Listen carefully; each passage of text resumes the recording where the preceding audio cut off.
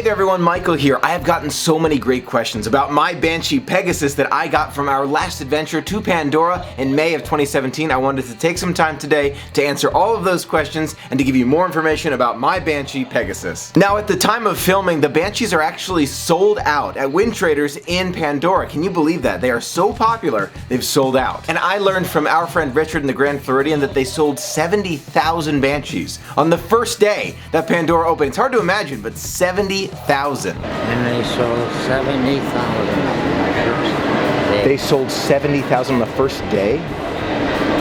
Wow. So there's no doubt that the Banshees from Pandora are extremely popular. When I went to Pandora on opening day, there were 6 different colors of Banshees that you could get. Green is Pegasus's color. You've also got blue, orange, yellow, red, and purple. If you go to Pandora to buy a Banshee, let me tell you, it's going to be very difficult to pick a color. So think about it in advance. When I was standing there, I was having a lot of trouble just thinking about what color Banshee I was going to get. Now, what is a Banshee? The Banshee is actually a puppet that sits on my shoulder. It sits on my shoulder using a special magnet that sits underneath my shirt. This magnet plate, which actually has a curve in it here, sits under my shirt on my shoulder right there, and this part of Pegasus will actually stick right to it, so he clips right to my shoulder, he doesn't fall off. Now wearing the magnet under your shirt here, it's not uncomfortable, but one of my friends very smartly suggested that I put some moleskin underneath the magnet so it doesn't like affect my bone, it doesn't like hit me in the bone when Pegasus is sitting right there. It was super helpful, highly recommend it. Pegasus has a tail back there, he's got his wings right here, and he's got these extra flaps here which sit around, which are kind of like part of his wings. Along with the magnet underneath, you've also got these talons here which can be pushed kind of into my shoulder to make him stand up just a little bit better, so he sits perfectly right there. I don't have to do anything special, he sits right on my shoulder. Now don't forget these back talons are adjustable as well, so if you have a smaller shoulder and you're thinking about a Banshee, you can still get one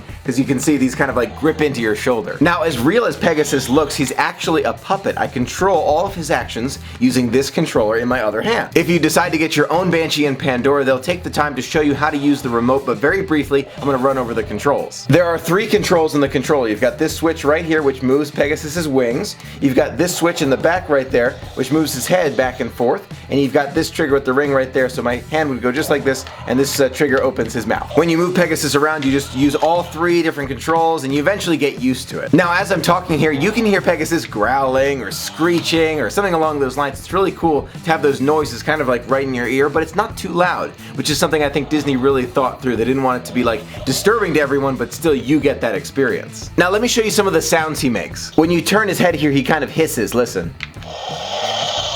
Here. That's when you turn his head. When you leave him dormant for a few seconds, he'll start growling like this. Just like that. When you open his mouth, he'll screech in one of 3 different ways. That's the first one. That's the second one. That's the third one. If you want to turn off the noise, there's actually a switch underneath Pegasus's belly here, right there, where you can switch the noise on and off. Now when I first got my Banshee, I was a little concerned because his mouth wouldn't open all the way. I'm trying to get it not to open here. There you go. It's not opening all the way that it should be opening. You can see it's just a little bit. See how I do that? It's not opening all the way. Pegasus is actually a cable-driven puppet. There's cables inside, so you have to have a little bit of tension on the wire, and then when you pull the trigger, his mouth opens all the way there. That's just a little bit more technical details in case you go to Pandora and you realize that your Banshee's mouth isn't opening all the way, or the wings aren't moving around, or his head isn't moving. Sometimes you have to pull on the cord a little bit in order to get these movements to happen more seamlessly. To get a Banshee, you go to Wind Traders, which is the shop located inside Pandora next to Satawali Canteen. You'll be able to find it when you see this large mecha warrior. When you see that warrior, it's right behind it. You can't miss it. When you go inside Wind Traders, the Banshee area is to the immediate left. You'll see all the Banshees on the wall there. They're kind of just sitting there, like looking at you, like wondering if they're gonna choose you or you're gonna choose them, depending on how you see it. When the cast member is ready for you, they'll open up the little gate and you'll be able to go in and choose your very own Banshee. Once you choose your Banshee, they'll give you a little lesson on how to use him. They'll show you the controls, they'll show you the fact that you have to kind of pull hard on this cable here when you're controlling him. They'll show you that metal plate to put him on your shoulder, they'll show you how to put those talons down, the on-off, and how to move him all around. Once you've bonded with your Banshee, you'll take a little oath and you'll swear to protect your Banshee against all the evil deals out there. Now, when I was there on opening day, they had the opportunity for guests to buy a Banshee without having to go through the whole process of like getting him and putting him on the shoulder and learning the controls. I'm not sure if they'll continue that after opening day, but just know that that was available when I was there. Now, the most common question I got about my Banshee Pegasus, how much does he cost? When I bought Pegasus, he cost $50. In my humble opinion, I thought he was well worth it. He was a great companion. I loved having him. He really entertained everyone around me. Everyone wanted to know about him. I mean, I absolutely love him. I wouldn't trade it for anything. I loved it. I thought it was a really good price. Considering how fast they ran out of Banshees, I'm kind of feeling like other people agree with me here and feel that their very own Banshee is a really nice companion to have. Now, when I was walking around the parks, he didn't slip off my shoulders, but there was one time during my trip where Pegasus fell off my shoulder on Space Mountain. Pegasus, what did you think?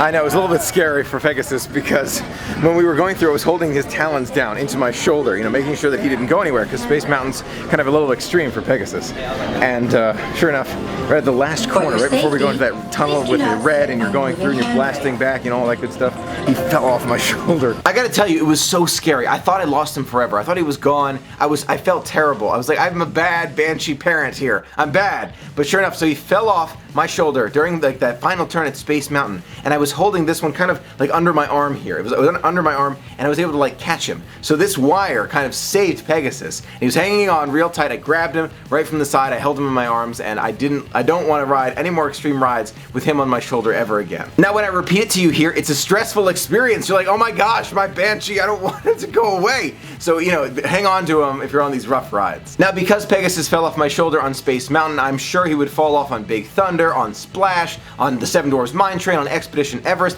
maybe even Kilimanjaro Safaris. So I'm kind of, you know, thinking about keeping him safe at home for my next trip, but I haven't decided yet. Another common question I got, Michael, how did you choose, or did you choose the name Pegasus? Yes, I did choose the name Pegasus for my Banshee. It was at the suggestion of a lot of my friends. I asked my friends, what do you think of these names? What are you thinking? I saw the name Pegasus was suggested, and I knew that was going to be the name of my Banshee. I was like, okay, it's Pegasus, and then as soon as I saw him, like eye contact, we made eye contact. When we were there, it was like eye contact right there, and I knew he was Pegasus. Overall, I love Pegasus. I love the idea that I have a companion on my shoulder who gets to walk around and experience the parks with me. It's just so fun. It makes it so much more interactive. Now, I would love to hear from you. What's your favorite color of Banshee? Are you thinking about getting one? Do you have one already? What do you think about the whole idea of having a puppet on your shoulder at Disney? Let me know in the comments below. I want to hear from you. Thank you so much for being a part of the magic with us. Until next time, have a magical day. Now, when I saw the Banshees sell out after just a few days, it got me thinking, what's Disney got up their sleeves for when Star Wars Land opens in 2019?